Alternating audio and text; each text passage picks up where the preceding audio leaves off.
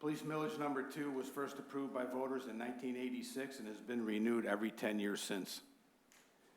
That millage alone generated $4.3 million in 2026, which makes up 24% of the entire police budget and has done so for the past 40 years. Over 81% of our police budget is dedicated to personnel. That means the overwhelming portion of police department funding pays for people, the men and women that respond to residents' calls for service when they dial 911.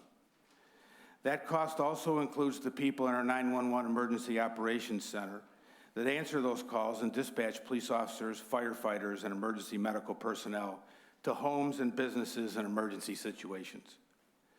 That leaves only 19% of the entire police budget for operational costs, including things like patrol vehicle repairs and maintenance, gas and oil, uniforms and equipment, training, building utilities and maintenance, desktop computer licensing and repair, and telephone and radio service and repair, just to name some. All essential needs to run the day-to-day operations of the police department. This distinction between personnel costs and operational costs is important for people to understand how our police department staffing stacks up compared to other communities.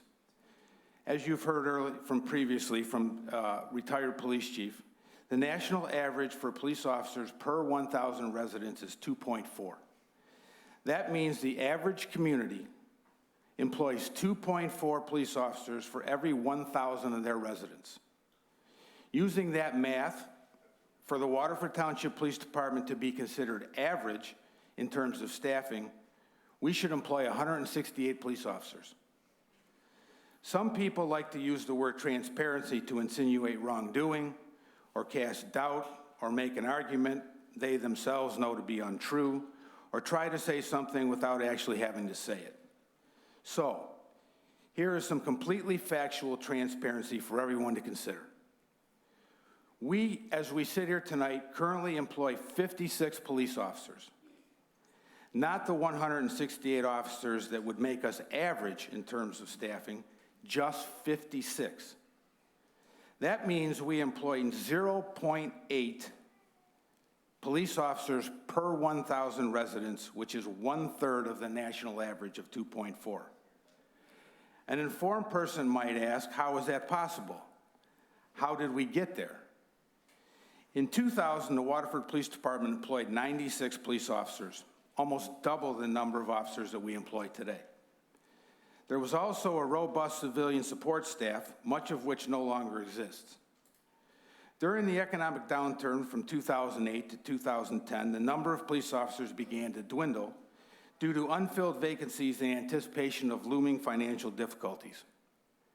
By 2010, the department saw layoffs, buyout retirements, and demotions, all of which devastated police operations. This devastation, lack of growth, and uncertainty about the future continued through 2015. Although I must point out that the men and women who remained worked very hard and remained committed to providing the best services to township residents with limited resources and a much smaller roster of personnel. With almost half the officers and a much smaller support staff, we have had to figure out how to be more efficient. In 2016, we undertook a complete reorganization department-wide. We centralized administrative tasks, allowing police officers to do more actual police work. We established separate bureaus so patrol and investigative functions were being done by the right people and information sharing could flow more freely. We limited special unit assignments so we had the maximum number of uniformed officers on patrol to respond to 911 emergencies and calls for service. We have learned to be efficient and effective with the limited resources that we have. Since 2016, our police department has navigated through a complete turnover. Because of the previously mentioned unfilled vacancies, layoffs, buyout retirements, and demotions, there were only 2 police officers hired here in Waterford Township between 2004 and 2015. This caused over 80% of our officers to become eligible for retirement between 2018 and 2025. We are fortunate to have recruited quality, qualified, high-character people as Waterford police officers. Just as important, we have been able to retain our dedicated, committed, talented people. In a time when every law enforcement agency in the country is having trouble recruiting and retaining police officers, people want to come here. They want to be Waterford police officers, and they want to stay here.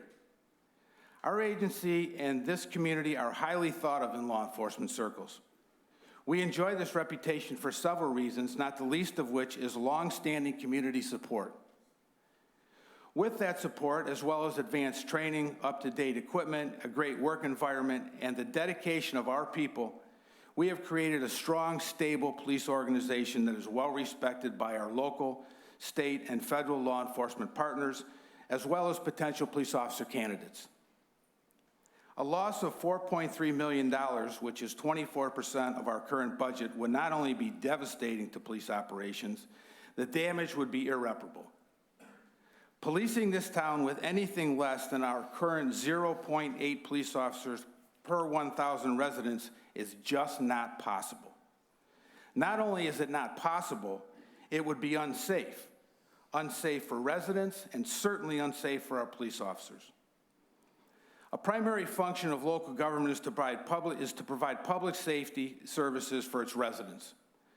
This proposed millage renewal is not just a police and public safety issue.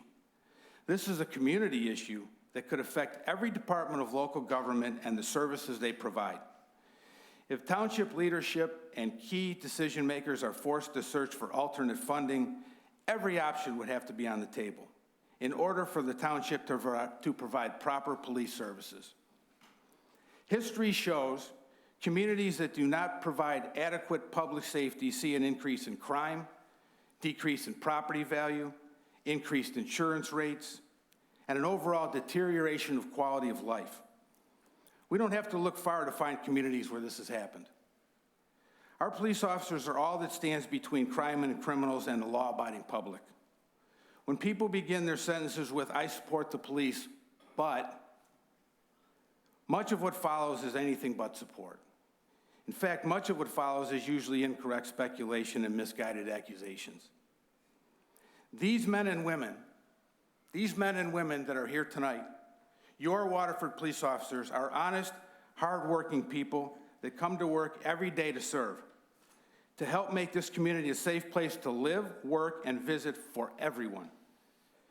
They do the right things for the right reasons and make decisions that are in the best interest of the entire community.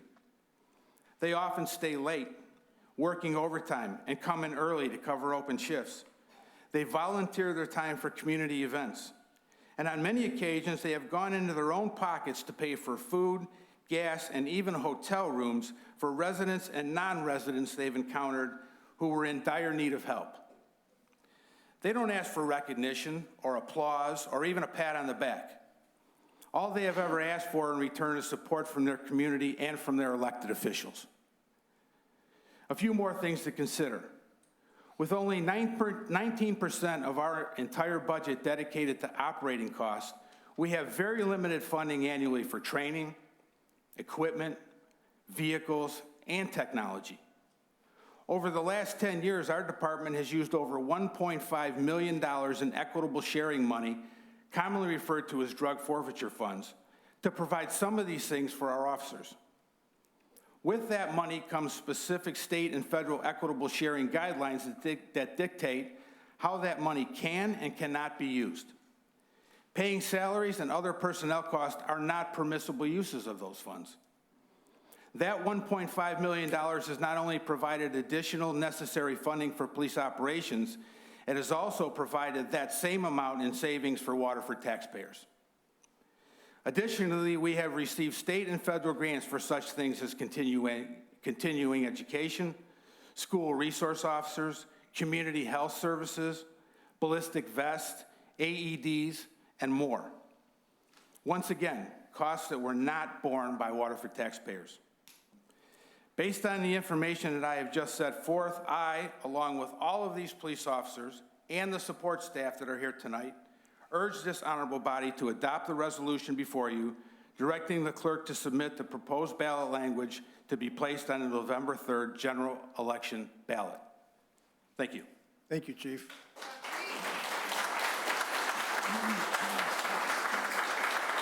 Chief Underwood? Chief Underwood, since you're addressing the board, do you want to take any questions or? Sure. Okay. What is the total revenue annually collected for the police department from taxes?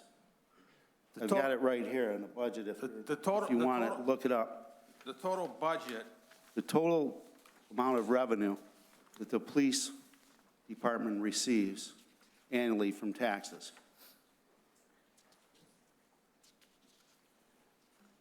so we collect through two millages, $4.772 million from one and $4.376 million from the other. Okay, so about 9 million, roughly? In those two millages, yes. Okay. What's the average officer salary? Well, starting salary is about $75,000, and after 3 years, they reach about $92,000. Okay, does that include benefits or No, health care? no, Okay, so 92,000? yes. It's a dangerous profession and they, deserve to be paid, Not questioning that. I'm just trying to do some math myself. So you have 56 officers now? 56. Budgeted for 64. Only we have vacancies that exist currently because we are running different police academy classes at different times, and those vacancies have not been filled. As Okay. retirements have occurred and other people have departed, we continue those vacancies as we can, as quickly as we can hire them, recruit them, hire them, and train them. Okay, so roughly that's about 5,152,000 for the 56 officers roughly. It doesn't cover all their other health care and such out of the 9 million. There's also, you have some unassigned fund balances, correct?